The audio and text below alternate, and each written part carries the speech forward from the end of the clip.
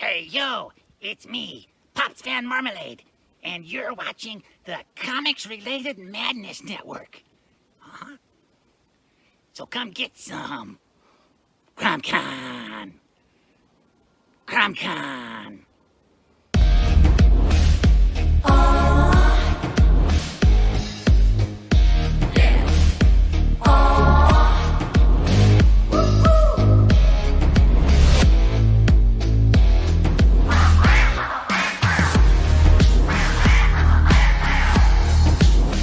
Your favorite podcast is Critical Blast. Hey, we want to shout out to our sponsors, Daytona Beach Comic Con. If you are a fan of comic books, if you're a fan of comic book conventions, and if you like meeting comic book creators and getting comics and comic-related stuff, then you need to make your plans to attend Daytona Beach Comic Con. This year's show is September 9th and 10th. Silverline will be there, so you should make your plans to be there too. We'll see you there. If you like comics and find yourself in the Orlando, Florida area, doesn't everyone come to Orlando at some point in time to see the House of Mouse? But when you're here, you need to make it a point to visit Coliseum of Comics, especially the one on East Colonial Drive. They carry Silverline comics, even a limited edition Coliseum of Comics version of our comics. So, when you go, be sure to ask for Silverline Comics and tell them we sent you. OCD stands for Orlando Collector Deviants. OCD, Steve and Trish. They're a family of geeks who promote geek things, particularly those around the Orlando, Florida area. They're big supporters of Silverline, and we think you should be supporters of theirs too. Go give them some love. If you are an independent comic book maker and you need to get your independent comics made, you need to look no further than Kablam Digital Printing. They print our books, and they do a bang-up job.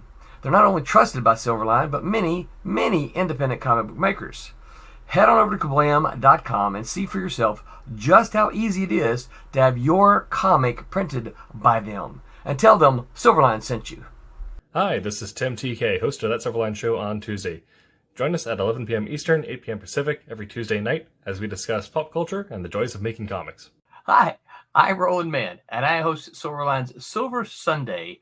Join me every Sunday at 8 p.m. Eastern as we make mine Silverline.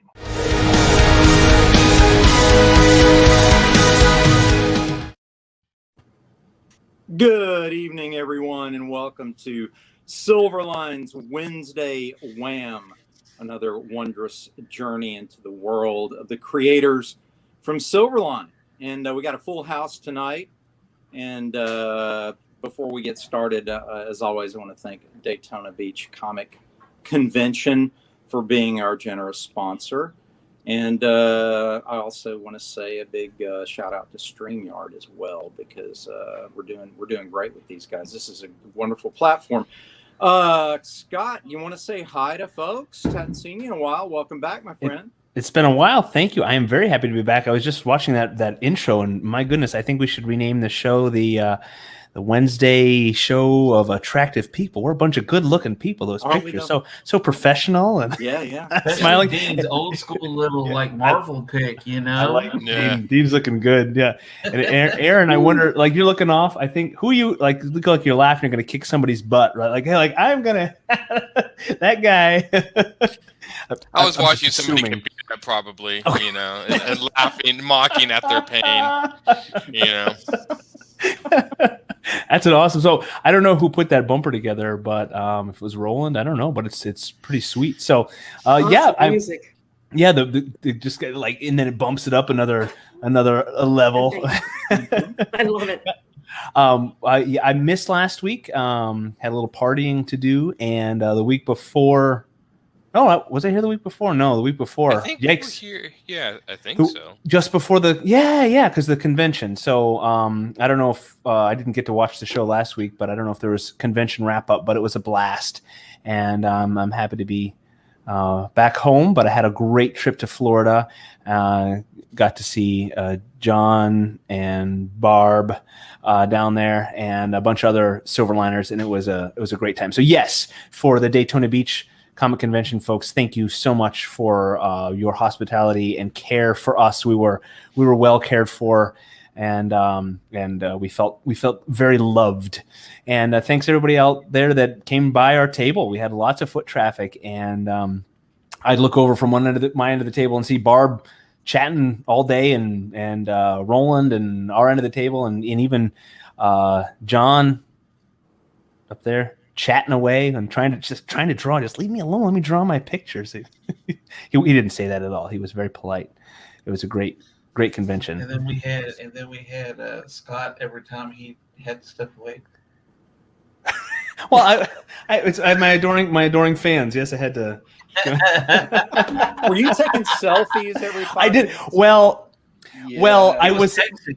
I was texting too, but my kids were bummed that they could not come with me, and they enjoy all the geekery that comes with conventions, as we all do. We relish it. It's what we kind of live for. But the cosplayers cosplay great and awful alike. So I was trying to catch pictures of the good and the not so recognizable. You know, and then I would ask, and I am old enough to be a creepy old guy. So there'd be kids, and I'd be like, "Oh, hey kid, what are you?" I try not to be weird, and they tell me, and I'm still like, I don't know what that is. I'm the Fox King from that anime thing. Yeah. And you're like, okay, yeah. Oh, cool, looks great. See that? Sure. Yeah. Yeah, there's always interesting people. So I was trying to get some selfies, trying to put some stuff up. I was trying to be professional and try to do the social media for Steam Patriots, but I was also catching people behind me that were looking fantastic. Yeah, so that's where I've been. I'm happy to be back, and well, we're glad to have you back, and we also appreciate the fact that you finally had your 24th birthday. 24, big 25 next year. It's going to be a big party next year. Wow. Just add a few to that, and we'll just leave it there, right? I suddenly feel like I need a walker. You? Tonight, We already established, John, that I'm older. I know. Oh boy, yeah, we're older than we look, kids. But don't let that scare you. We still do cool stuff. Let's talk about comic books and movies and toys. Yeah. Absolutely, and sometimes never they're entertaining. Every now and then. They're Just remember this: Grandma Moses didn't start painting until she was 80. So I feel better now. Yeah. I feel better. Somebody put. I'm going to butcher it, but they put it in perspective about like Dracula and Cthulhu. Yes. So it's okay if you get started late in life. What Jack Kirby didn't start till he was like in his 40s. Yeah. Nice. What 42, 43, something like that. Yeah, that's encouraging. Colonel Sanders was old too, right? Yeah. So At least that's what the picture says. So Scott, I hear tell that we're going to talk about the creative zone tonight. Is that what you heard? I heard a vicious. I heard somewhere. I heard doo somewhere that was some stars coming by and swirling, and we were going to enter the creative zone. The creative zone. I thought it would be interesting to just explore, starting with our illustrious crew here, on how you guys get into the zone to create. Because for a lot of people, it often isn't just the flick of a switch where we can zone into what we're doing and do great work. A lot of times, there are different ways to get into it, whether it's music or reading your favorite comic to sort of preload imagery, or it's different also for writers and artists. So I thought it might be an interesting thing to cover. We've got both here tonight, writers and artists, and then writer-artists. And writer-artists. Rartists. Yar. Well, should we start with intros for those who may be just joining us for the first time? Hard to believe there'd be newbies, but I hope we're always getting newbies. I think we should. Yeah. I think we should. I'll start off first since I walked into that. My name's Dean Zachary. I'm a writer creator. I've been in the comic industry since way back in the 90s, pre-internet. So that tells you how old I am. But well, there was internet, but it was very primitive. And I've worked on everything starting from Malibu Comics through some DC work, and not really Marvel, but Dark Horse and other things. And very happy to be part of the Silverline team, where we're striving to put out the best independent comics out there. So striving and succeeding. Yes, we are indeed. Yes, we are. What about you, Scott? Tell us about you and what you do and whatnot. Well, I am new to the comic book world. I have the title Steam Patriots recently published and out there. So if you've got a copy, thank you. And He's a comics virgin. yeah. It's a new wonderful world for me. He's got his cherry pop now. I go, oh, Barb. Oh, she went there. She went there. She went there. Oh yes, it did happen, and I was, it was a great experience. So my comic book is out there. We're going to sell color right my past shirts it, so the FCC doesn't come down. We're going to be fine. Steam Patriots is my book. I've got my degree in creative writing for entertainment, which is geared toward more of the visual arts industry, which works lovely for creating comic books. And I hope the Steam Patriots world will continue to grow. I had a magazine that's not terribly successful, but we managed to squeeze a comic book into it. The Adventures of Drake Hollander started. Maybe that'll continue. We'll see. We could also talk. I don't. Maybe that's another night. The budget that's required for making comic books. So, yeah, that's me. Sorry, that was a really long intro. Well, I'll bounce it around here. Barb, tell us who you are for the new folks who may just be seeing you for the first time. Well, I'm Barb Kjellberg, and I have been inking for over 30 years. I started at Malibu, and one of my pencilers was Dean over many pencilers at on the Ultraverse. I also inked Derek Robertson, who's now the creator of The Boys, which that was pretty cool. Mm-hmm. From there, I went to Innovation Now, DC, Marvel, Image, Dark Horse, IDW, and I am now here at Silverline. And I late in life, I decided that I wanted to stretch my wings and learn more than inking. So I decided to jump into coloring and writing. So I have my own book now. It's Divinity, and I ink Cat and Mouse. I am writing, inking, and coloring Divinity and coloring Sirens. And on top of all of that, I'm also the CFO for Silverline. So Silverline keeps me more than busy. I've had other people approach me and say, would you have time to do this? Nope, I am completely busy with Silverline. So yes, heavy is the crown, the queen. Right? I mean, just have to keep rolling in line. Yeah. Oh man. Somebody. Apparently, it requires two people to keep rolling in line. BJ, the CEO, and Barb, the CFO. CFO, indeed. So, Aaron, what about you? Tell the folks who you are and what you do for Silverline. I am a penciler, I guess. You're not sure. A little bit. It's funny. I do inking, penciling, and I'm coloring right now. That's what I'm doing. But yeah, I do. I'm penciler on the upcoming obsoletes, and then I'm doing my own comic Goblins, which I'm finishing up, and I'm doing the final issue soon. I got to thumbnail out that entire issue, so that might be an interesting. I could talk about how I get creatively into that, because I know how I want to do the ending, but I usually have different ways I go about getting my creative juices flowing. Right now, I'm working on the cover for issue 11. That's why I'm coloring stuff like that. Nice. Nice. And your book, once again, is called Godlings. Yeah. Godlings. My book. Yeah. And then I actually have plans for another comic book I want to do. I don't know, maybe I'll pitch it to Roland or whatever, but I always like ninjas. So I might do something with ninjas. Yes, do a ninja thing, man. That would be cool. Uh, And last but not least, John, the artistic Viking, Martin. Tell us about what you're working on, my friend. I know you're doing a lot of stuff too. I was going to be okay with that doing an intro since I wasn't part of the whole Oh no, you're picture thing at the end. Yeah, I noticed that. oh man, you're part of the club as far as I'm concerned. Man. What you working on? Well, I'm an inker and whatever else they decided to have me do.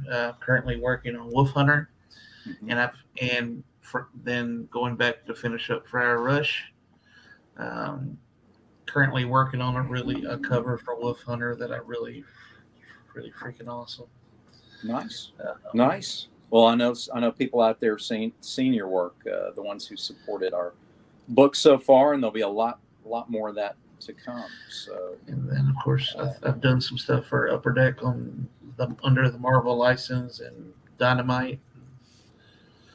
Nice. For the sketch cards and stuff. So, Slinging the inks, man. You're a traditional guy though, right? More so than a digital guy. Yeah, pretty much all brush. That's good. I respect that. I like the traditional art styles. The nice thing about inking digitally, from what I hear, is it's forgiving. So you make a mistake, it's on a layer, you can just kill the layer. So, do you have any interest in exploring that, or no?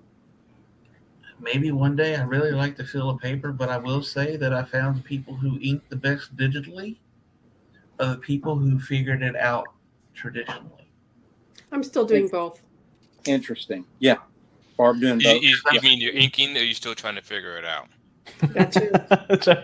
That too, she says. Yeah. Because I've seen some people that have all they do is digital inks, and it doesn't have the same life as it does for somebody like Barb or Tommy or Jonathan Plumpton, who can do both. Yeah, see now, John got to see some of my real pages down at Daytona, so he was able to see real as opposed to digital.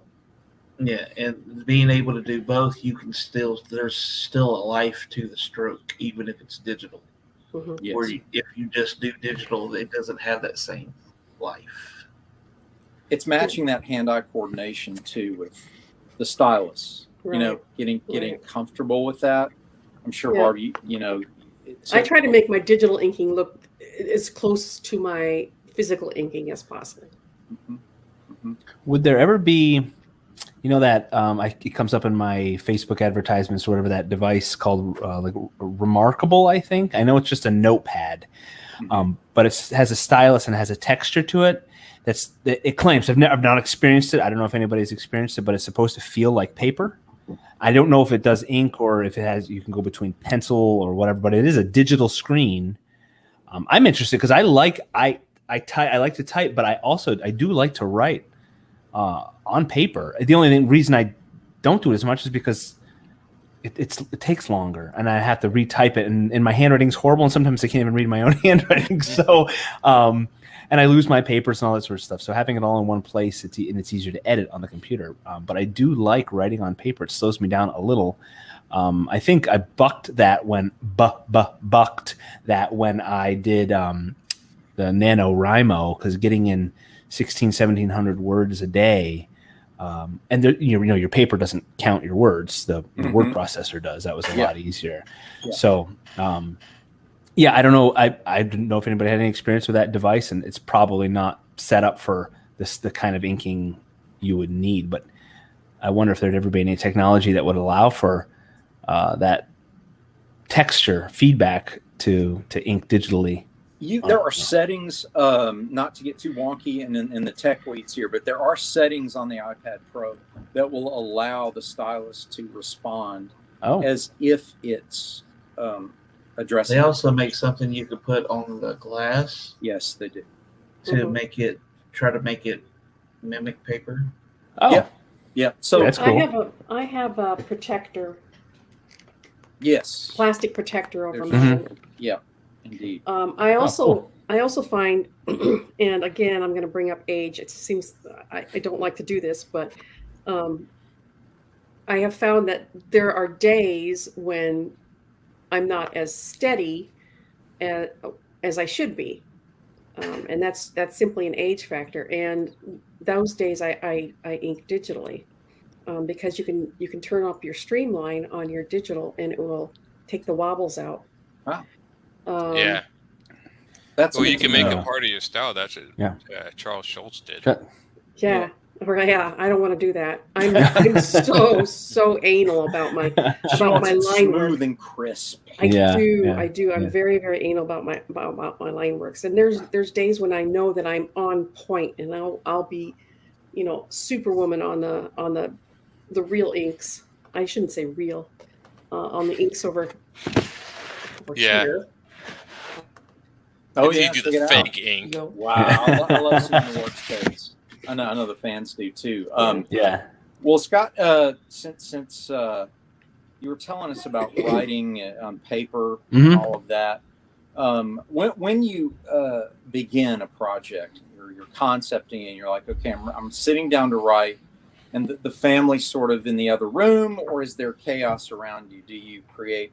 What do you do to create your perfect enclave of creativity? Share with us.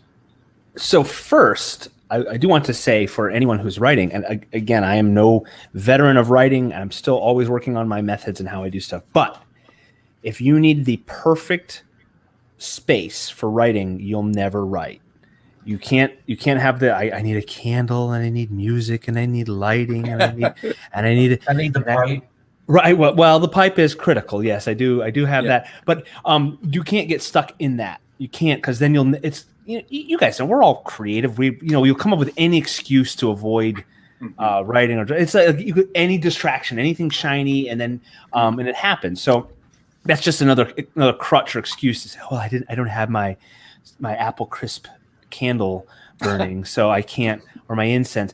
So, but a quiet space is critical for me. Now, like I know some of you have said you like having the TV on or having the radio going or something while you're arting. That's fine. So, but for me, my brain, and I know this is, I don't want to speak in too much general terms, but guy brains are very focused on one thing at a time. Yes, I know. You know what I'm talking about, John. We have to focus on one thing. No. Can you be distracted? Really? Because I can't. I can't multitask very well. see, and I don't. So that's me. If I have one person I talking can to do me, like 2 or 3 conversations at one time. I can't. I'll do 2 conversations turns into none conversations. I hear neither of them. I like listen to the middle, and then I'm sorry I didn't hear anything. So if I have music with words, a lot of times I find I'm just listening to the words and singing along with my fingers, over the keyboard, not going anywhere. So I do need quiet, because it's all up here. I've got to pay attention. So I need quiet. My computer makes it convenient, but a pen and paper is also very sufficient. I like to stand. My back starts to hurt after a while from sitting. I move on my feet, so I put my Sorry. I He's put my obsessed today. Yeah. Are you I put my Are you a pacer? I do pace when I talk. I pace when I'm on the phone. So I put my computer up on like a milk crate. It's up here because I can't afford a stand-up desk. I can't. So I'm cheap. I stack books in a milk crate up, and it's up at this height, and that helps a lot. When I write, I stole a I don't know where I got it from a yard sale, like a wooden lectern, like from a church. Oh yeah, and that works really well to write. It's not great for my computer. It's not quite right. You stole it from a church? I did steal. I don't know where I got it. Yard sale. Churches leave their doors unlocked. It was a yard sale. That's what it was. I don't know where I got the lectern, but it is like Jesus that. is looking for you. He's looking for all of us, Aaron. Yes. So what's that? But I was going to ask you just more specifically. Yeah, sorry. Do you get to the point where you need music to get you into that mood of like Revolutionary War, which seems to be what the content of what you're writing right now? Is there any kind of music, or do you like, it needs to be quiet? I don't need it, but I really like it. And music affects me. I really, really like music. I like classical music a lot.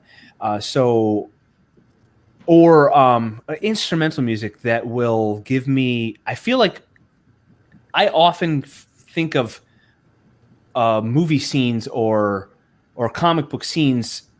The music will inspire me. I think, this sounds like a soundtrack to something. This would be an awesome soundtrack to this sort of scene. I think of that a lot. Mm-hmm. Music helps, but like I said, I can't have words. I can't have something I'm going to sing along with. So I do like a lot of classical music.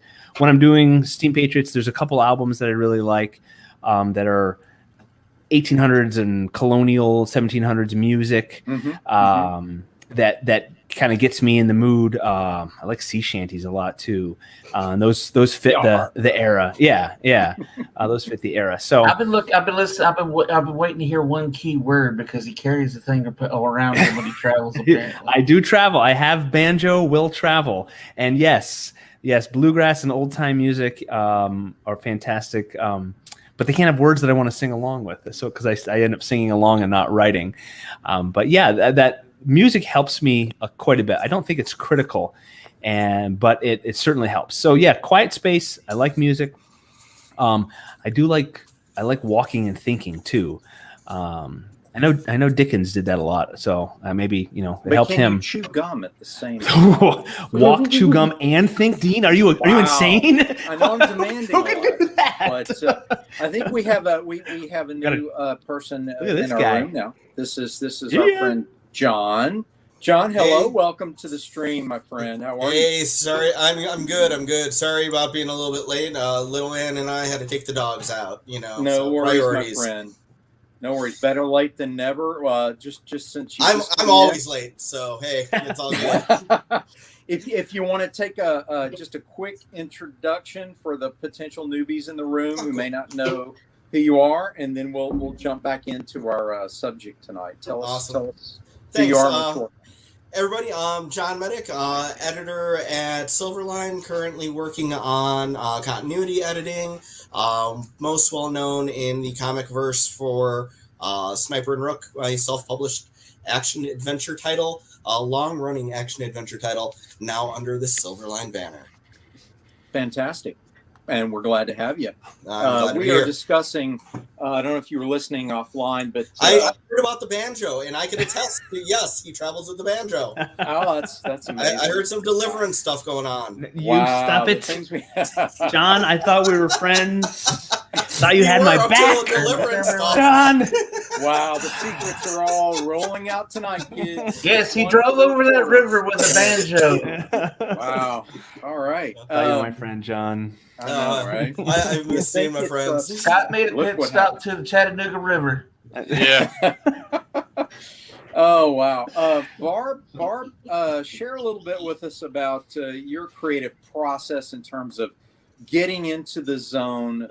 And are there levels where you're deeper into the zone, where things are flowing? Because I know as an artist, for me, there's a level where I'm just working and I can, talk on the phone or listen to the radio or whatever. And then there are levels where nothing else exists but what's That's exactly, art-wise, and I have a different thing with writing.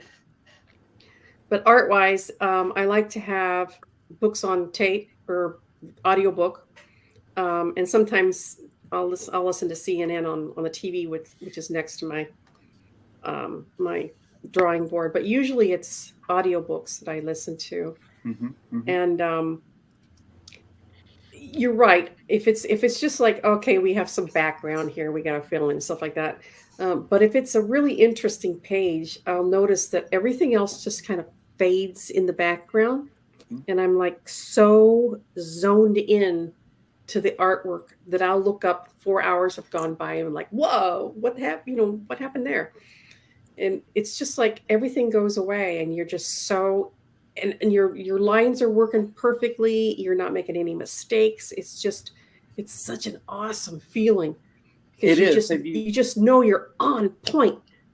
Have you correlated any kind of environmental triggers that can get you there faster, because that's been one goal my entire career, is to find ways to get To that trigger it? zone.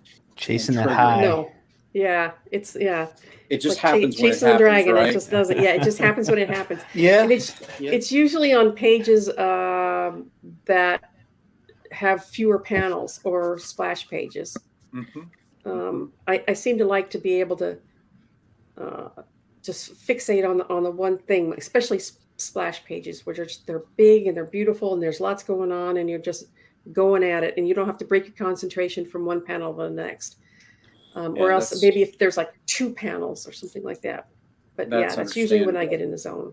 That's understandable. And then since you do both, you write as well. What about writing now? Do you want total silence, nobody in the room, or can you write anywhere, anytime, no worries? How are you on that? It's kind of strange the way that I do it. I work against the deadline much better because I'll tell myself, yeah, I know I need to sit down and get this pounded out.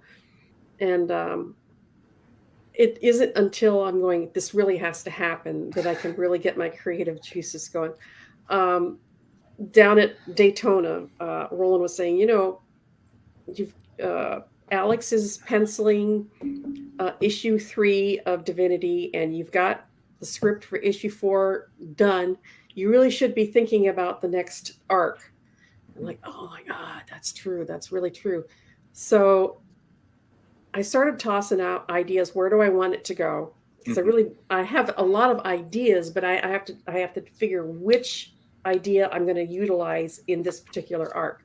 I could go this way. I could go that way. So I have to pin one down. And then I find that I can't really think about it during the daytime. There's just too much going on. And I'm a bit of an insomniac. So it's after I go to bed at night and it's dark and I'm laying there and that's when I really turn stuff over in my head and going, okay, if this happens, then that has to happen. And I start to rough out a general concept of what the overall arc. So then yesterday I said, all right, this has got to happen. I have kind of an elevator pitch idea. Now I need to flesh it out a bit. And I sat down, and once I sat down and started writing, it just kind of explodes. I don't know. I think very logically. I think about, okay, I have A and M and Z.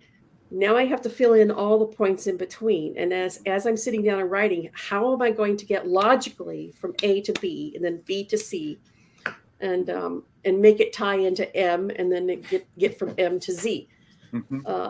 And I'm a very logical writing. I think all the time, how would this happen in real life? If these guys are, for instance, they're on the run, and how am I going to open this scene? Well, how about let's start at a laundromat, because they've only got like 2 sets of clothing on them, so we're going to open in a laundromat. They're doing laundry, and this is where they're going to have the important conversation that I want them to have. And while they're having this important conversation, Divinity is behind them going through stuff she shouldn't be going through. And she pulls out eventually, while we're having the talking heads conversation up front, Divinity's in the background, and she pulls out a book out of Olivia's bag, and it happens to be 50 Shades of Grey. And so, yeah. So I wanted to liven up the talking heads panels in the laundromat by having something else to focus on as well, something a little going on in the background. And then from there we go to the next scene, and I go, okay, how do we get out of the laundromat to the next scene? And what I did in like 3 pages, I roughed out the general 4-issue arc. So this is where we're going. This is where we're going next. This is what's happening in this scene. This is who comes in. This is why this doesn't work. And I don't have any words yet. I just have what's happening. And so I plot it all out in a very rough, and I send it off to RA and Roland. And I know Roland hasn't read it yet because he hasn't responded. Neither is RA. So I sent it off. I says, this is my idea, the very, very rough out for the next 4 issues. Is this feasible? Do you think this will work? If not, then tell me now before I start refining it. And so that's basically how it works for me. I do a very rough out, and then I start refining it. Sounds like you got the plot. Yeah. Yeah. Plot roughed out. And that you brought up something that I hope people watching and listening take note of. It's very important to give weight to a scene, especially if it's a grounded in reality storyline as yours is, to give the characters what I call busy work to do. Because if they're just standing and talking or sitting and talking, it has an air of artificiality to it. And if you'll think back to television shows you've watched that go on and on for multiple seasons, you'll often notice the better ones are ones where if it's a talking head scene, someone is often in the kitchen cooking or preparing food while the other person is talking, rather than just they're sitting across from each other on the couch. One person's blabbing, the other person's answering. So giving the characters business to do is important. And then a step above that is giving the characters business that actually advances the next stage of the story is even better. So it makes talking heads time not just a pause between action, but an actual connective tissue between the set pieces. Because I think you're right. Many of us who write think in fireworks show style set pieces, and there's plenty of that. But you gotta get from that, to that point. And the quote unquote filler, and that's not a pejorative. I'm really just using that as a mechanical description here. The filler, the connective tissue from this cool fireworks scene to this cool fireworks scene.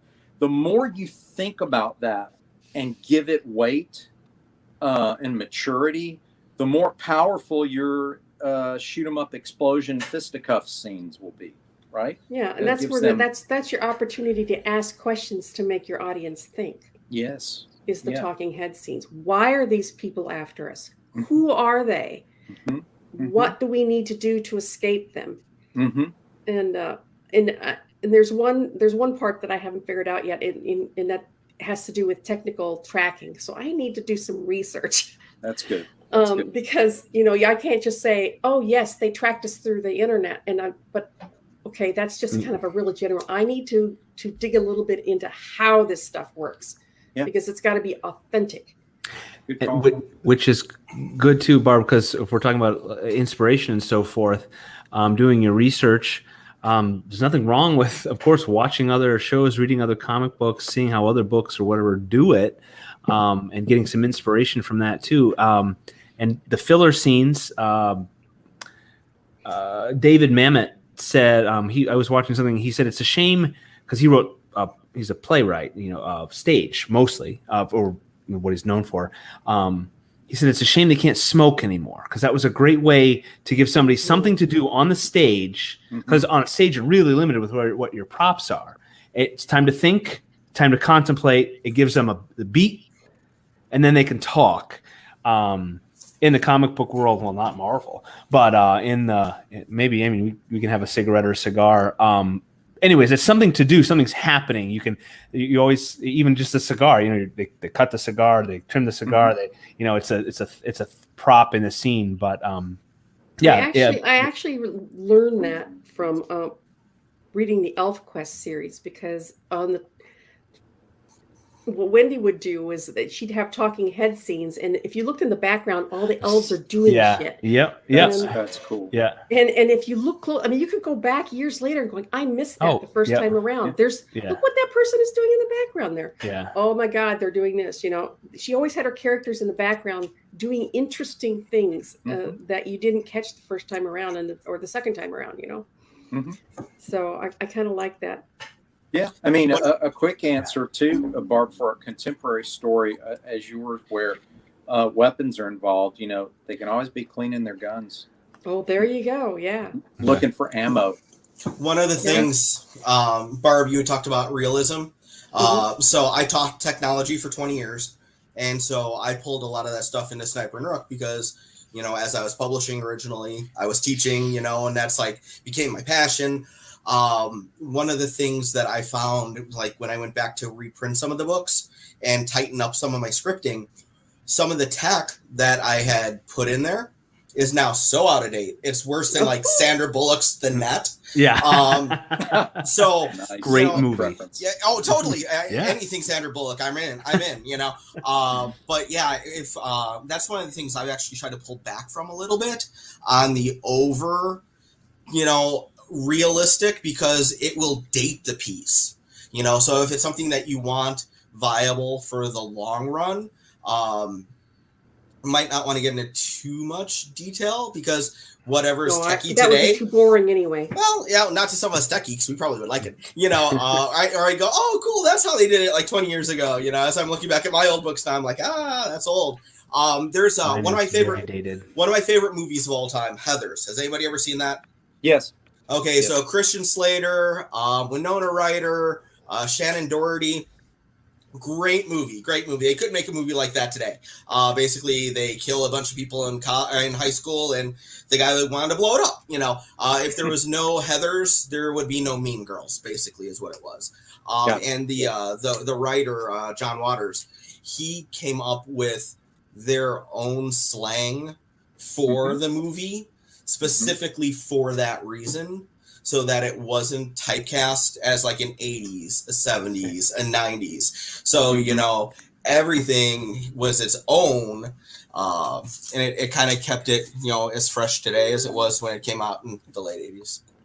That's a good observation too, John, because, you can invent, even in realistic based action adventures like yours, Barb, you can also invent things that sound plausible. And oddly enough, you think, this is going to sound cheesy. But if it's well thought out, which in your stories everything is, it can also give it a timelessness to it. Because using real tech, as John succinctly pointed out, does date the piece. No matter how hard you try not to, it dates it. When I went back to integrate into the Sniper and Rook collection #2, one of the short stories from issue 7, that was originally done in 2004. They basically got a data disk that needed to get analyzed and it's been a long day. Decoded. De-encrypted. De-encrypted. Yeah. Thank you. Yeah, my brain's not firing on all cylinders, and if everybody sees me coughing and stuff, I don't have the Rona. But somehow I came home from Florida with bronchitis. So, I'm sorry. I've got I'm not pointing fingers, but yeah, no. So I got a couple days off of work. My grandkids. No, it's all good. It's family. But yeah, so basically, you did say you heard Deliverance. So in 2004, the gent who wrote that drew the short story for me has them in front of a computer in 2004 with the big CRT. Sure. So as I was reprinting this thing in the last 5 years as part of like the second trade paperback, I'm like, that looks kind of out of place. And so basically I redid some of the words to say like, this disc couldn't even be recognized on a modern day system. I had to pull this thing out of the basement to get it to even recognize the allocation table format, and then it's de-encrypting. So, I found ways to make it work, like as to why is this big honking CRT, in like 2018. So, John, how about Sniper's Ordnance? Is it out of date? I mean, no, yes, no. And actually, I had a brand new idea on what I want to do with Sniper's Ordnance. You should be using a Barrett M82. So what you should be using. So I originally it was always an Uzi. I've always wanted an Uzi. I love Uzis. It's a short-range weapon. He's not a sniper with a short-range weapon. Well, I know. It's good with it. It's Israeli made. They don't mess around. I'm like, okay, so and Snake Eyes from G.I. Joe had an Uzi. Okay. So going back to like 1983, there you go. But neither does a Barrett. What's that? But a Barrett doesn't mess around either. True. So the recently, Barrett M82 is a top of the line sniper rifle. Well, and they're usually more like it's more handgun because it's short range. He's not really snipering too much, Then why except is he for a sniper? there will be a story about that later. Don't ask questions, Barb. No, it's a great question though. But no, I'll tell you more about that another time. But yeah, so anyway, so it started going into like, okay, well, what handguns have I shot, and what have I owned, and what did I like? So it's like all of a sudden, okay, so now he's got like CZP10s because I dug those, and then like the IWI Masadas, and I'm like, okay, those are good. So nobody steal this concept because I just came up with this one recently. I'm gonna start switching up their ordnance for wherever their missions take them. Because how many movies do you see where they run out of ammo and then they go and they just grab a magazine off of like whoever they just took out? How are they all gonna fit? Okay, so like the CZs, they're checkmate. So if it's like an Eastern European bloc, they might be running something like that. So I'm gonna do like research as to where their mission is, what is being used by local military and MPs, the police force, and kind of have them adapt their ordnance to that.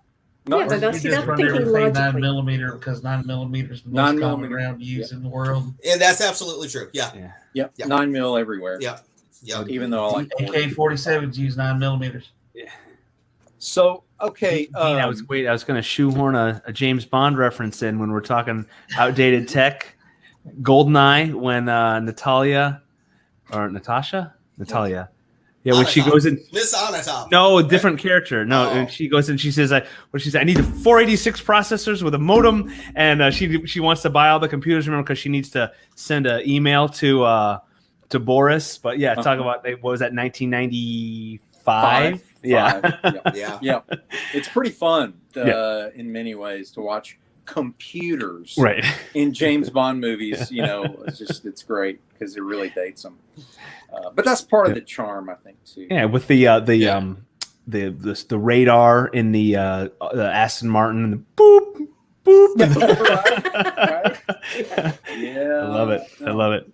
I know it's a great. So we're getting off track here a little. We are. Indeed. We're talking about the creative, what inspires us, which guns and James Bond and technology and yeah. And other stories. Barb had a good comment about reading other stories and getting little tidbits from how they keep Pick and choose. Yep, keep the action going even when you have to have a talking heads or you have to have exposition, which should be avoided if you can. Avoid it if you can, but sometimes it's necessary. Yeah, don't start your issue out with talking heads. No. Or weather. The weather. Never start a story with the weather. Never start. There's a dark and stormy night. The rain slashed the window panes. No. Lightning crackled through the sky. No. There was banjo music everywhere. Banjos everywhere. Banjo one of the things I do, and this was inspired by what Barb said, is I do what's called preloading, which is I will very often go to the long box, find some comics that I really like, pull them out and reread them, and often more so look at the art and get ideas on, okay, why did this inspire me? Sometimes you look at it and you go, that's not as good as I remember it. Other times you go, yeah, look at that transition. Look at that silhouette in between the two panels and how look at how that arm extends from that panel and takes you down to the next panel and this and the, and the rendering and so on and so forth. So I'm curious, and I'm going to throw this to Aaron. Yeah. Do you do any preloading? Like, do you pull some of those old comics or an old DVD or Blu-ray and throw it in there to get sort of the imagery in your mind to sort of stoke the flames of creativity? Do you do any of that? No, usually. So Gollings is a little different. Depends on what I'm writing. Gollings is very much emotion based for me. I know that sounds weird considering what the story is. So there are things where so when I do a creative thing, I usually go for a walk or I take a lot of baths. I have to kind of go into myself. And then kind of like the ideas that fuel what would look right or be right. And then of course, I will go through and look at some comics as I'm drawing to get references or whatever. It's funny. I don't do a lot of. I do props with conversations to a point. There's a point where I don't. It depends on what I want the conversation to be, and a lot of my talking. I mean, I did the thing with the fruit in the first issue. I think Dean read the first issue. Yes, I did. So that was more of a goofy introduction, giving them something to talk about. But it also depends on if I want you to pay attention to the content of the conversation, I won't give them props because that's distracting. I will actually entertain you with the background, and I would try to entertain you with the body motion. Like, I really try to look how people move and talk when they're talking, like their body motion, what they're saying, because that's the emotion behind it. I told before, I started practicing pauses in conversations. So I'll have somebody say something, and then I'll draw a panel with them saying nothing, and then they'll pick up the sentence again because people naturally pause. It also gives weight to what they're going to say. So I get much more into acting and how somebody would react to what they're saying, especially if it's like I just got done illustrating a conversation where these two people talking by a waterfall, and but the content of the conversation was kind of a big reveal. So I didn't want to distract them with doing a bunch of other stuff. I wanted you to focus on what they were saying. So I did a lot of them just kind of sitting and hanging around. I tried to really work on body language. Right. That makes sense. I noticed that looking at your books. I noticed the blocking was good. And depending on what they're talking about, hand motions, posture, head posture, all that is in there. And it is noticeable. That's what I'm trying to. So I will look at most of the time I look at comics if I wanted, like, strange enough, like how to draw rocks, or if I'm drawing a background, like what kind of books I want to put in the back or something. I have certain books that, like, I have a Thor book because I like the way the guy drew clouds. Yeah, so nice. It was a good. I have a book done by what is the name of that book? It's done by Jim Henson. It's called The Time of Sands, or it was an old story. Let me see if I have it in my stack. Do I have it in my stack? No, I do not. I must have put it away. It's right under the Dark Crystal book that you have. Yeah, it was an old movie script he wrote, and somebody came back after and wrote a comic based on the script, and it was called The Sands of Time, or so this guy in the desert. He drew really good stones and rocks in there, so I use it for that. That's really cool. I have a suggestion for you, though. If you're going to do a ninja comic like you were talking about earlier, Ninja Assassin, dude. Yes, that's movie, what I... In fact, his weapon... Yeah, his weapon is a big influence on what I'm going to do. And I had a ninja story that I wrote. I will actually bring stories back that I wrote in high school and redo them. Godly just read. I mean, this is like, so my creative space, I don't know if you've seen, this is the original Godlings, because this is the second time I've done the series. So the old stuff, it's very old. So it's all black and white. So the whole book has been done before. I'm redoing it.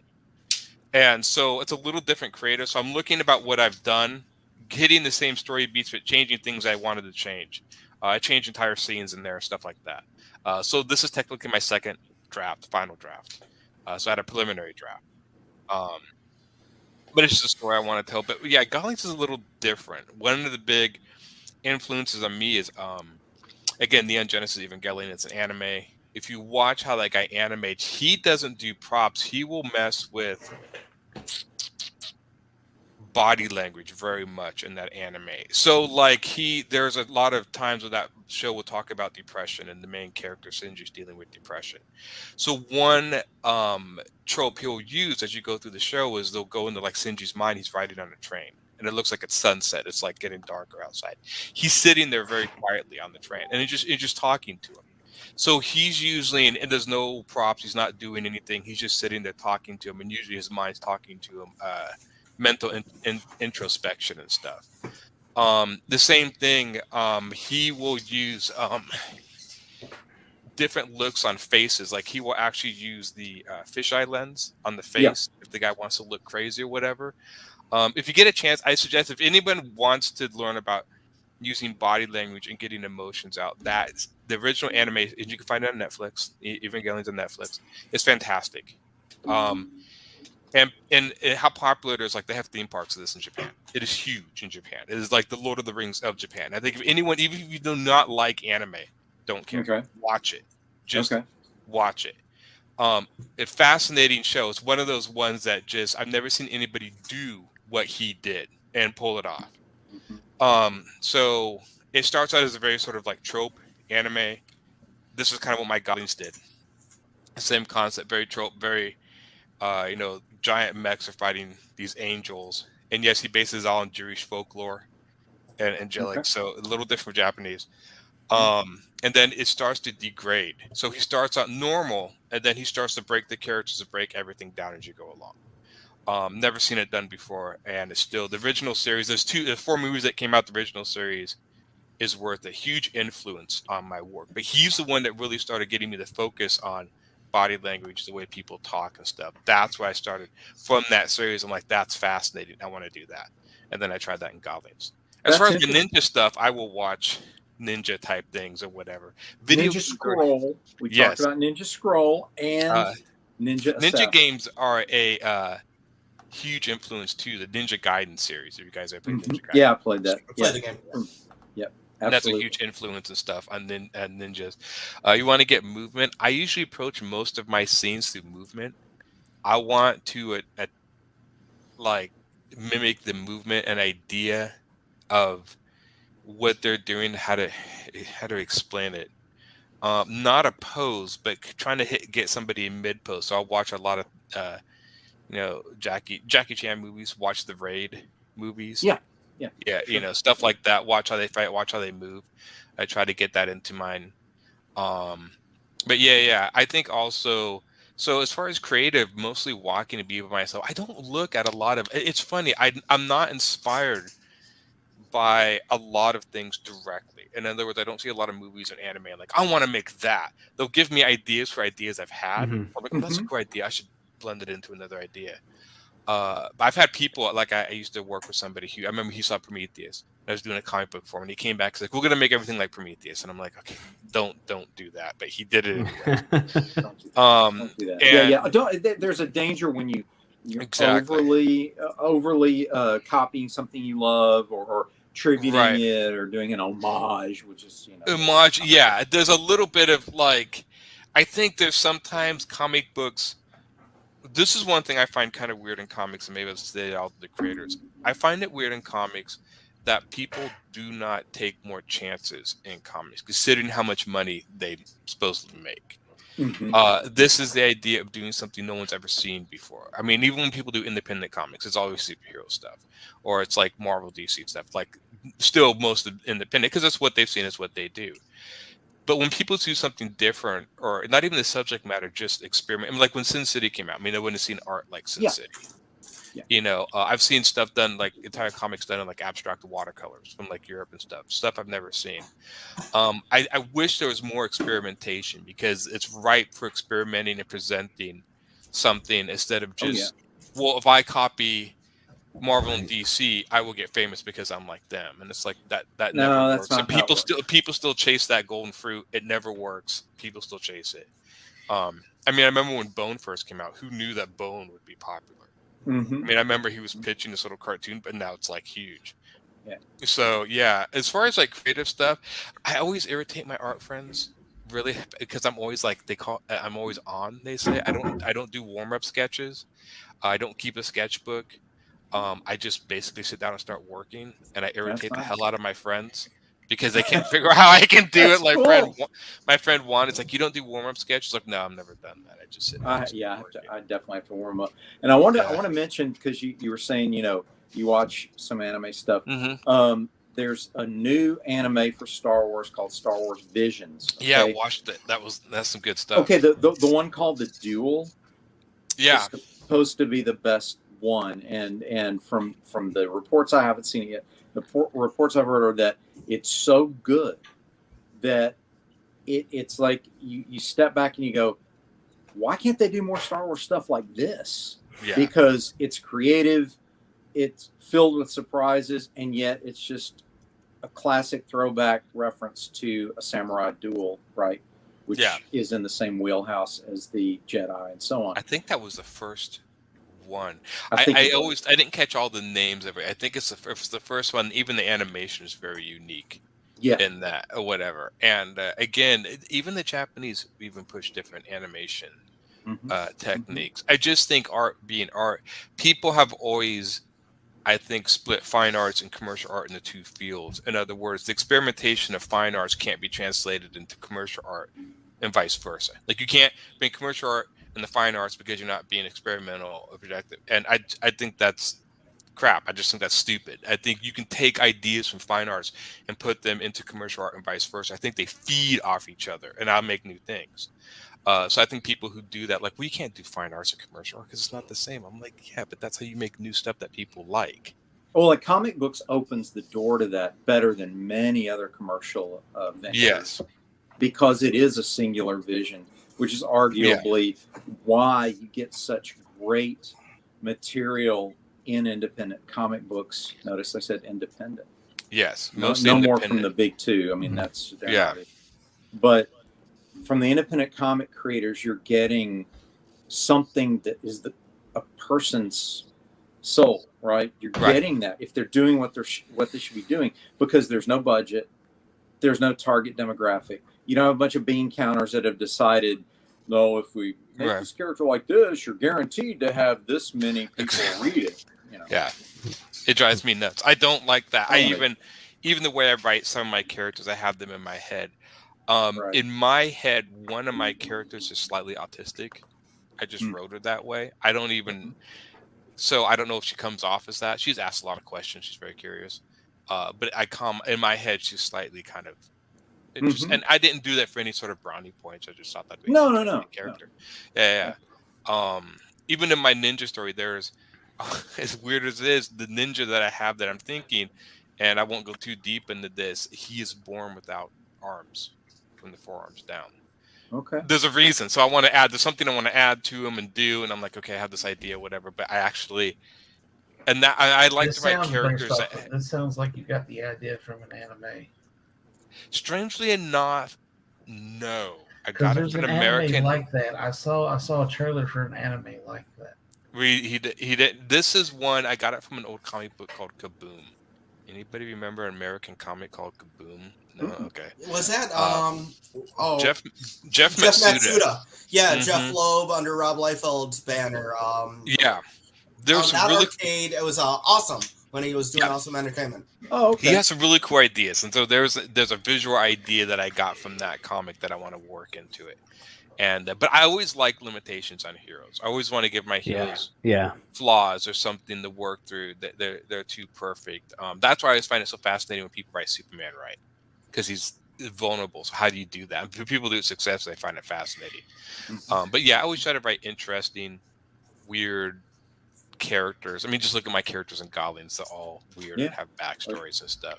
The worlds you're creating are different. Different. And I want that. And it's funny too, because people are like, well, it's a little too different. And then I see Saga, who has all sorts of aliens and creatures. And I'm like, okay, give me a break, you know. So I'm like, if he can do it there, then I can do it. That's one of my things. I think creatively, from a creative standpoint, I wish people would, even in independent comics, like we'd see more things like Teenage Mutant Ninja Turtles or something that no one has ever seen. Because you do it in comics, like, but I want to be successful. Like you probably have more of a chance of being successful with something weird and different if it hits big. I mean, if you do run of the mill, sure, you're going to get some looks and some stuff when you'll be successful. But Ninja Turtles is something that could either like hit or fail. And it hit. And when it hit big. And so I think there's always a risk. But comics is the lowest risk possible. I mean, all you're really spending is time. It's time. And I encourage people out there who are creating their own, and it's consistency, being as prolific as you can. And don't get discouraged if, people aren't jumping up and down over it right away. It takes time to build a brand. It does. Hey, can I segue here? Because you talk about a great brand. We've got KLS 1 through 4 available, right? It just got funded on Kickstarter. We've got a whole story arc from Silverline, Kalis, from Brent Larson, and everybody out there that helped fund Kalis. Thank you very much. It was a successful Kickstarter campaign.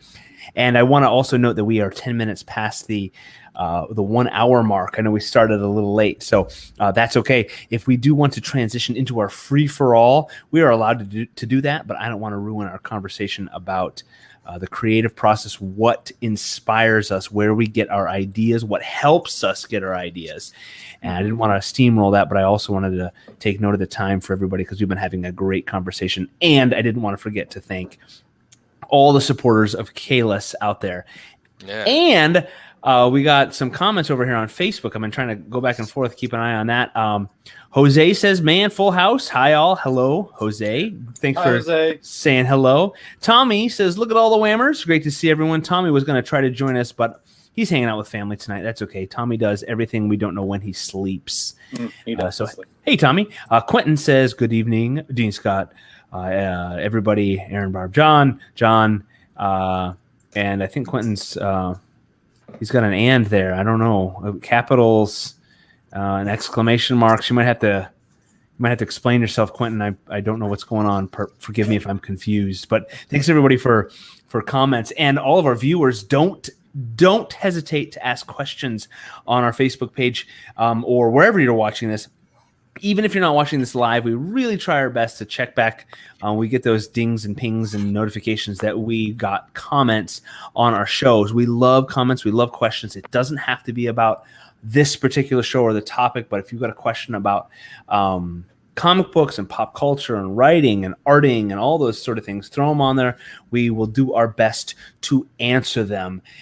We love feedback from our fans. If you've read one of our stories, you know what? If somebody out there wants to review one of our comic books and does a good job of it, it's a coherent review, well, we might even share it out there. We love that. We love the fan feedback because that's what the independent world is about the comic book family, all the artists. We're not so far removed by any means. We want you to join in. We want to hear the conversation and have you be part of the fun. So Dean, you've been doing an awesome job hosting tonight. I don't want to take over, but I'll remind everybody we're talking about the creative process, is specifically what inspires us. We all are different. We all have different. We don't have a right or wrong, I guess. We can say what works for us. Aaron seems to always be a little different than everybody else. my yeah, and I love it. Even as growing up in comics, I didn't, like I said, I read X-Men, and then it was Appleseed, Alien Legion. Let me see I was really in the Alien. I was really kind of in the weird abstract Ninja Turtles. Yeah, was the original Ninja Turtles was a big one. Elf Quest, what Barbara worked on. So I was in the fantasy stuff. Superheroes never did it for me. So everybody's like, you're a little different. I'm like, yeah. I remember when I was like Cupid, I would draw like these crazy alien creatures I designed. My teacher didn't know what to make. We tried to critique my pictures, like I don't know what to make of it. And I'm like sitting there going like, okay. And so I just always find it's always weird. Like I have a friend Tom who I've talked about many times with this, that I find it weird that you sit down with a blank piece of paper, you can draw literally anything you want. You can create anything. Your imagination is the limit. So to have somebody design like a green alien and a superhero is just like really? Like you can do anything you want.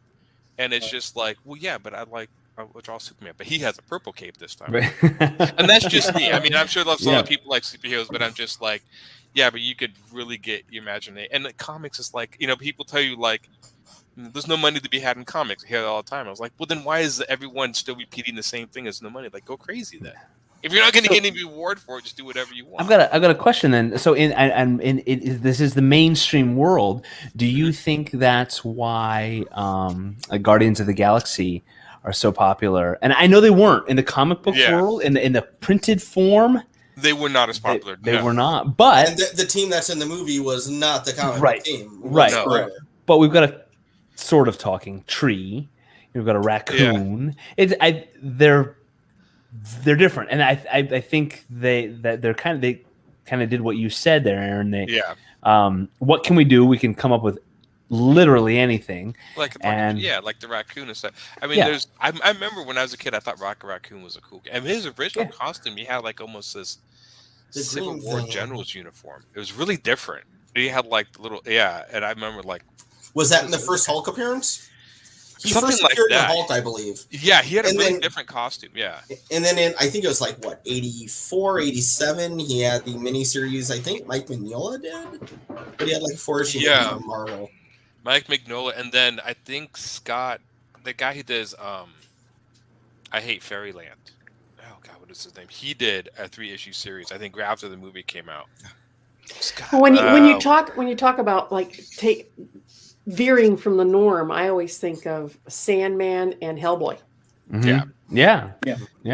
which The hit Crow. big. Yeah, The Crow, stuff like that. Yeah. So I mean, it's Mhm. like, can it fail? Yeah, sure. Yeah. I But think it's there's worth the risk. It's all There It is. are a lot of long boxes out there full of a lot of 80s newsprint comics Mhm. that are not TMNT or Cry for Dawn. You know, that Yeah. was that made some eyes and made Mhm. some money. But yeah. But like you said, Aaron, and Dean, give it a shot. I mean, Yeah, do give it a something. shot. It's just time and money. Yeah. I've always said, when people said, "How much money have you spent on doing comics?" I'm like, you don't want to know. No. Yeah. I say some people they smoke their money away, they gamble their money away, they drink their money away. we draw it away in Goofy I Stories. print comic books. I'm We like, comic it's not book our so money bad. away. I just Yeah. verbalize comic Yeah. books bizarre. I would be remiss if I didn't ask our friend John Martin, what puts you in the creative zone, my friend? How do you get in that mindset? Because you were saying earlier that you can multitask really easily, and a lot of us can't. A lot of us are like, we zone in and we're getting it done. What about you, man? Is it music? Is it quiet? Is it alone? Is it isolation? It's whatever I feel like. At the moment? Yeah, Right. because I can sit there, I can come in here in the studio and I can turn on a movie, watch a movie while I work, or I can listen to music, or heck, my book idea that I kind of wrote up, I was listening to music when I wrote it. It just was like a gremlin beating at my head. I was listening to the music and it just kind of went bleh onto the page. That's cool. Word vomit. Yeah. Yep. That's neat. So really anything. Really, you can be in any environment and create. If I'm feeling kind of sluggish creatively, all I do is go flipping through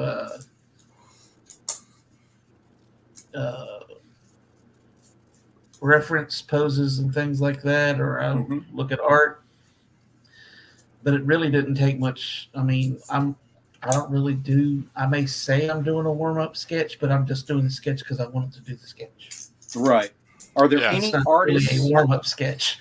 Are there any artists working today that they're kind of go to, like, I need to look at such and such just to kind of get inspired to draw today, or anything like that? Guys that you look like, you'll buy their work. You're in the store and they're doing a book. You'll snag it. I feel so bad because I hadn't bought comics in so long, so I can't really say that. Mm-hmm. Yeah, Okay. when I go in and the comics I buy, what did inspire me? Or I bought- keep some of the classics on hand. The graphic novels. my friends know, brought me Wally Blade of the Wood. Immortal. Bernie Yeah. Wrightson, stuff like When that.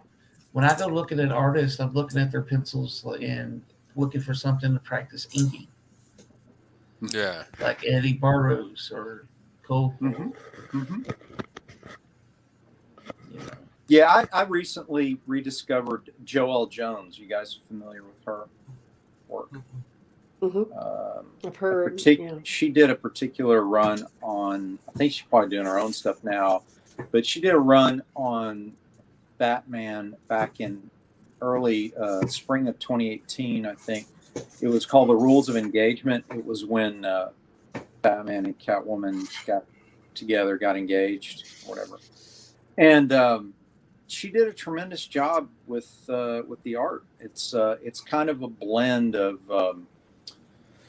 I'd say Adam Hughes. It's a little bit more stylized than Adam Hughes, but it has that weight. And she has a particularly good feel for facial expressions. So it's really cool. It starts out in the library at Wayne Manor, and all the Robins are sitting around, and Alfred is addressing them, and they're all kind of doing their thing and distracted, and one of the Robins is having a tug of war with Ace the dog, and they're all just kind of sitting around looking at each other, and Damien's just kind of reading a book and just rolling his eyes, thinking everyone's just a bunch of kids. And Alfred announces that that Bruce has proposed to Selena Kyle, and it's hilarious the way she draws the room's reaction. They do a silent panel where they're just staring, and then almost exactly the same panel next, and I think it's Damien. He goes, "What did you just say?" So she's got a great grasp for drama and realistic environments and realistic human reactions in those environments. So, and I just was kind of going through a long box, just looking at stuff. To be honest, I was looking at stuff to purge because I've moved enough times where the long boxes are getting on my nerves, like, do you really need all this, man? Do you really want to keep all this? And then inevitably I'll go through, this is really good. I can't throw that out. You can just bring me a long box in November. Just bring me a long box in November. Okay. Yeah, I got rid of a lot of my comics. Not strange enough, everyone here, the type of art that inspires you creatively, is it more veered towards the cartoon abstraction or more towards the realistic side? I grew up in the realistic school, so that for me it's realism, but that doesn't mean I won't read cartoons, especially if it's really strong. I have most of my stuff. Mine, I guess you can see from my art is more like Frank Miller, Joe Mad, who did Battle Chasers. Some of my favorite artists.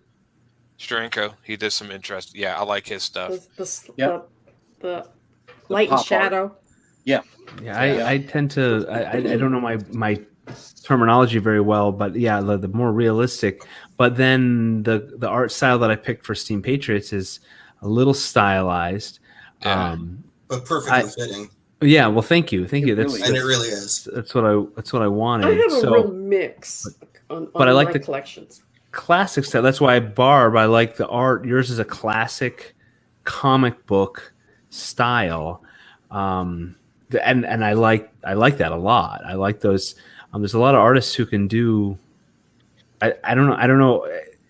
Maybe Aaron, you've talked a lot about being innovative and new, but I do like that classic comic book character style, the drawing where they do have their comic book dimensions. Actually, I think it is innovative and new because we've been just drowned in the image style. I think throwing it back to, I wanted to go back to the basics. There's an era, and again, I wish I had it in front of me, and forgive me for speaking in vagaries, but early 2000s, because Iron Man was my Marvel book that I would read. 2003, 4, 5, where I don't know, where his lats or delts or whatever they got the real long arms and the huge. I don't know where their arms were real long, their heads were little. I don't know who the artist was. I could look him up in that era. Michelini? It just got. What's that? Was it Michelini? I don't know. I need to look it up. It just it would have been more like 80s. I didn't like it. I didn't like it at all. Where their hands are real big, and it's almost a mix, a little bit of anime. I don't know. A little bit of anime. Yeah, their hands are gigantic. I know what you're saying. Yeah, big feet. We used to call it big feet, big hands, big head. Yeah, well, little head. I'm feeling like sometimes it was a little. What's that? I thought that was Kirby. Kirby was more square finger. Yeah. Everything was square with him. Yeah. But I don't know. He did a lot of big feet too. Yeah, but when I'm talking the oversized feet where they literally look like cartoons, like hobbits. It look like hobbits. Hobbit feet. Yeah, it's a style. It's okay. It's too much for a lot of people. And I don't. With art, it's art. Good art is what you like. Yeah, I got really used to that when I worked 2.5 years on Impulse. Yeah. Yes. That's it. Yeah. Yeah. Bart had those huge honking like sneakers. Boats. Yeah, I don't mind realism. Like Mark Schultz is a very realistic. He's very good.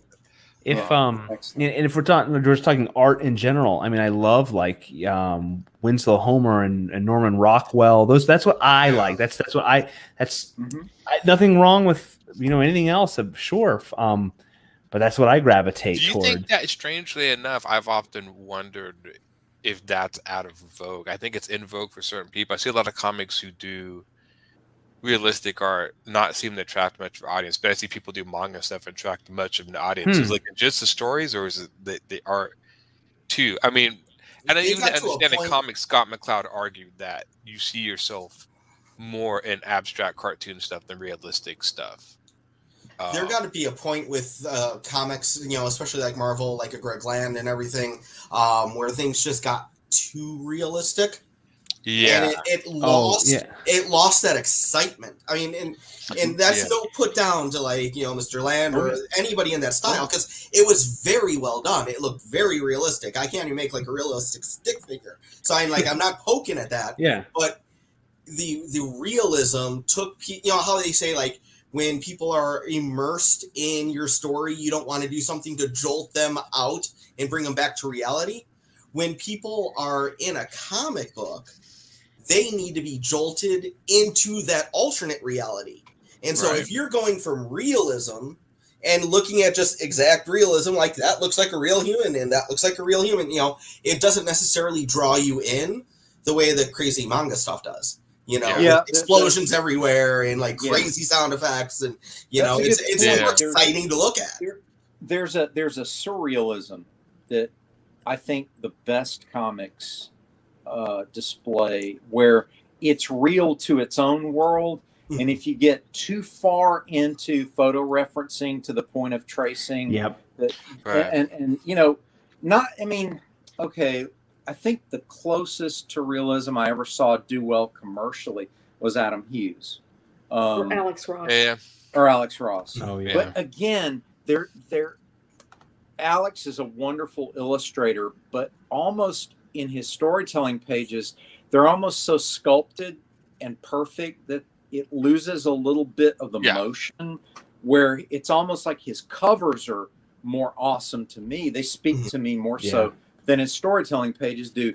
I was always drawn to not so much realism in the pure sense, but a surrealism like John Byrne. That was real, but it was real in a comic book way. Yeah. So no crazy anatomy, no crazy out of proportion. It was traditional comic reality. I think Neil Adams, totally get what you're saying. Yeah. Right. Yeah. Right. Neil Adams. Byrne. Who else would you put in there? Jim Lee. Jim Lee. Yeah. Yeah. There's a certain style to the realism. Jim Lee embodied that 90s look where it didn't go so far over the top that it felt cartoony, but it didn't go so realistic that it felt stilted and cold. And he was even more realistic, I think, with like his Punisher stuff before that. You know, and then it kind of grew more into the superhero-y, a little bit more defined, like you're saying, with the 90s. The iconic X-Men look at that point. But that base was definitely there.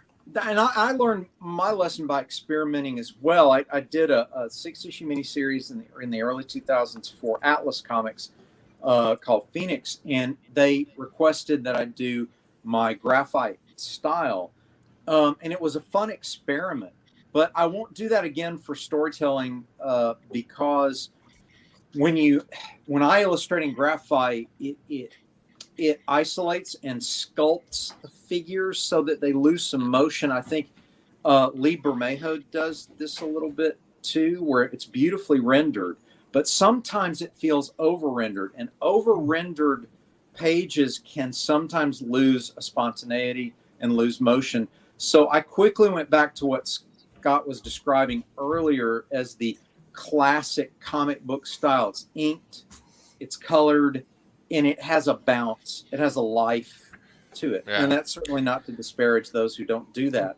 But I found my wheelhouse that way by pushing the envelope and going, that's cool for illustration and cool for covers, but I'm going to pull back away from that for internal pages and so on. Internal pages, I do the same. Style. Yeah. I feel like sometimes people especially like George Perez is a master, he's classic. But when I read some of George Perez's pages, it take me forever to get through because there's so much packed in every panel. I'm like, George, I love you, but you like your eye sometimes doesn't know where to rest. It's like everywhere. Negative space. Negative space. Yeah, I mean, it's like Yeah. it's like, dude, it's unbelievable as an illustrator, as a draftsman. Jeff Darrow does that too. I love can't read Jeff Darrow Darrow stuff. stuff, yeah. I will not. It's I like just will not pick it up. my eye just bounces all over the. What am I Yeah. looking at? Wait a second. And where's Waldo? That kind of Exactly. Yeah. So I definitely think I simplify when I do covers and whatnot or whatever. I go a little more detailed. Like if you look at my actual, like when I do pinup illustrations of like Star Wars characters or whatever, my cross hatching, much more detailed I do in my comic. A comic I simplify it much more down. But then again, I want you to read it and not so much sit down. I mean, it's always fun to marvel at the art, but I always thought the marveling at the art would be for like pinups or whatever, and the stuff in between just kind of get you through the story. There was a fine balance. I mean, if you slow your reader down, you take them out of the story. You want to keep that pace, and if you break that pace, you can sometimes lose your reader. Yeah, the art can get in the way. It And can. speaking of that, I feel like I'm getting in the way. Scott, are we in the wrap up zone? We are it is 9:30 here on the eastern side of the United States. We should start wrapping up. We have sort of been talking about what keeps us moving and what how we get in the zone. It's all right. This is typical for at least for the Wednesday show. We are a stream of consciousness, and we've had a full house, and it has been awesome. I'm going to double check real quick. Thanks, folks, throwing up comments on the Facebook page. If you're watching on YouTube or wherever else you're watching, we appreciate it. All of you who supported Kalis on Indiegogo and Kickstarter, thank you so much. This is our first foray into Indiegogo. I think we're going to continue to do that once we have stories complete. Indiegogo lends itself well to the trade paperback or the graphic novel style of buying a bigger book there. Thank you again to the Daytona Beach Comic Convention for all of your love that we got a couple weeks ago there down in beautiful sunny Florida, right? John, Barb, John, my goodness, rainy the entire time. Daytona Beach, we know you couldn't do anything about the weather, so we won't hold that against you. And I apologize to all my fellow attendees who I gave my granddaughter's cold to. Oh, no. See, that's why as his only child, I always say share is like the worst swear word. Don't use the word share. Don't use the word early. But yeah. She snotted on me, so I snotted on everybody else. You can set your watch. You can set your watch to the rain in to the rain at 3:00 on the dot. It starts raining. It was a rainy, beautiful time in Florida, and we can't wait to come back. And we've had our ticker going along the bottom there of appearances. And everybody out there, keep an eye on our social media pages, please. Like, follow, share, subscribe, share. You know what to do with social media, so you get all of the updates where you can see Silverliners. I even saw. Did I see Peter Clinton? Is he coming to the States or something? Or I'll have to look that one up. But if you're in England, you can go say hello to Peter Clinton. But he might be at a convention. We've got West Coast, we've got East Coast. Don't forget, we have three live streams. Sunday, Tuesday, and Wednesday. Make sure you jump in on those and always throw your comments up. If you're wondering what's next for all of you Kickstarter supporters, if this is your first time supporting a Kickstarter campaign, it takes a few weeks for them to release the money to us. I say us, I mean to Roland, and who created the campaign, and for him to get everything set. What does not take long is him getting things in the mail, because these comic books are done. They're ready to go. So if you haven't seen your email from Kickstarter, go check. Make sure you check your spam or your whatever folder. You should have an email from Kickstarter, or go log in. Make sure you've responded to that survey. They call it a survey, because they need to double check on your address. They need to make sure if your name is in anything, we want to make sure it's the correct name. So go double check, but you'll have those in your hands soon. And That's all I have. We have had a great show tonight, folks. We also have a podcast, so don't neglect to listen to those. And am I forgetting anything, everybody? We got always we got to leave with our motto. Okay. Make mine. Good night, everybody. See you guys. We'll see you later. Have a great night. Bye.